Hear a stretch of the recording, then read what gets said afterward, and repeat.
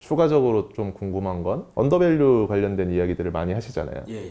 근데 저는 관세, 부가세적인 측면에서 봤을 때에는 언더밸류가 사업자분들한테 과연 도움이 되는가에 대한 사실 생각을 하고는 있거든요. 네네. 물론 관세를 언더밸류를 하셔가지고 이제 인보이스 금액을 줄이시는 거잖아요. 그걸 줄여가지고 관세 혜택은 받을 수 있지만 결론적으로 매출 빼기 매입이 부가세가 나중에 결국에 될 텐데 예. 저는 별로 도움이 안 된다라고 생각을 하는데 예. 어떻게 생각하시는지.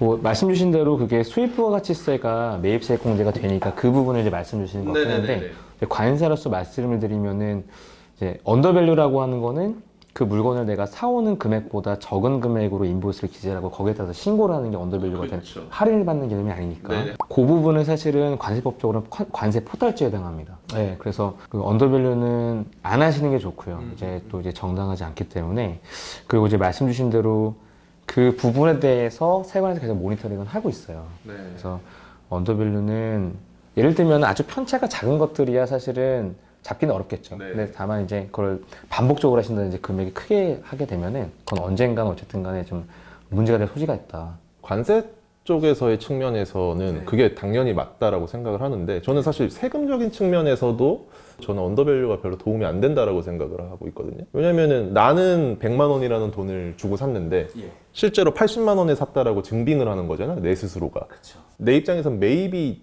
늘어나야 세금을 혜택을 받을 수 있는 건데 매입이 줄어드니까 오히려 저는 굳이 왜 해야 되는가, 그러니까 사업자분들이 왜 굳이 고려할 필요가 없는 거 아닌가라는 생각을 하게 되는데 사실 이쪽은 좀 그 세무사 쪽의 영역이라고 생각을 하면 될까요? 뭐 그럴 수도 있을 것 같아요. 그러니까 이제 그게 선택의 부분인데 내가 내 돈 덜 내고 매입세 공제를 덜 받냐, 더 내고 매입세 공제를 더 받냐는 관세 포탈죄를 그냥 일단은 잠깐 밀어두고 봤을 때는 선택의 문제겠죠. 그러니까 왜냐하면은 어쨌든 똑같은 금액인 거거든요. 그러니까 다만 거기서 이제 어떻게 걸리느냐, 나중에 소득세 부분이나 이런 것들, 부가세는 사실 똑같다고 보시면 돼요. 조삼모사 같이 가는 거기 때문에 그거는 사실은 그냥 금액적으로 그냥 내가 더 내냐 덜 내냐, 그걸 세금적으로 치환하느냐 그 차이라서, 그거는 뭐 아무튼 포탈 죄니까 죄니까. 안 하시는 게 맞는 거 라고만 이제 정리하면 될 것 같습니다. 요새 또 이렇게 소량으로 구매하시는 분들이 워낙 많으시다 보니까 소량으로 하실 때에 정말 극소량인 경우에는 이제 우리가 흔히 아는 특송사라고 하죠. 그 페덱스나 UPS,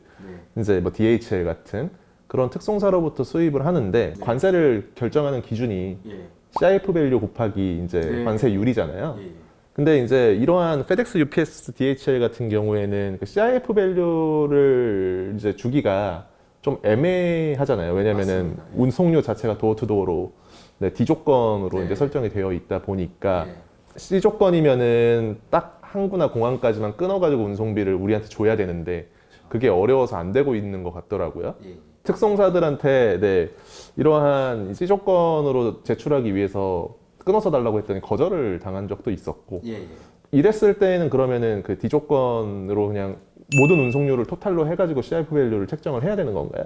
딜레마죠. 왜냐하면은 그 금액을 정확하게 우리가 이제 구분할 수 있으면 사실 관계는 없습니다. 근데 이제 많은 분들이 아시다시피 D 조건까지 들어오는 비용은 특송사가 가지고 있는 여러 가지 업무가 녹아져 있는 비용이다 보니까 그걸 어디서 두부자르지 짤 수가 없는 부분도 있고 또 수입 통관하는 당시에 그 금액이 확정되지 않은 경우도 많습니다.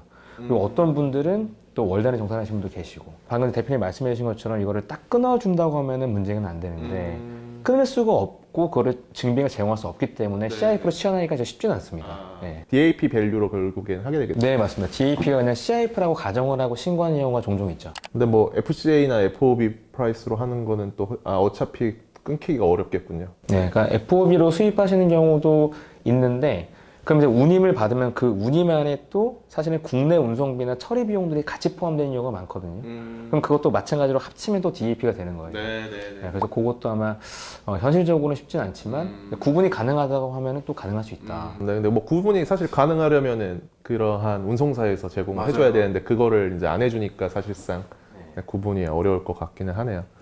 그래서 뭐 이렇게 특송사를 통해서 수입하시는 분들은 사실상 이제 통관에 대한 관세를 조금 더 제출하실 수밖에 없는, 뭐 그게 큰 폭은 아닐 것 같긴 한데 그런 이제 한계점이 있다라는 사실 정도 알아두시면 좋을 것 같습니다. 네.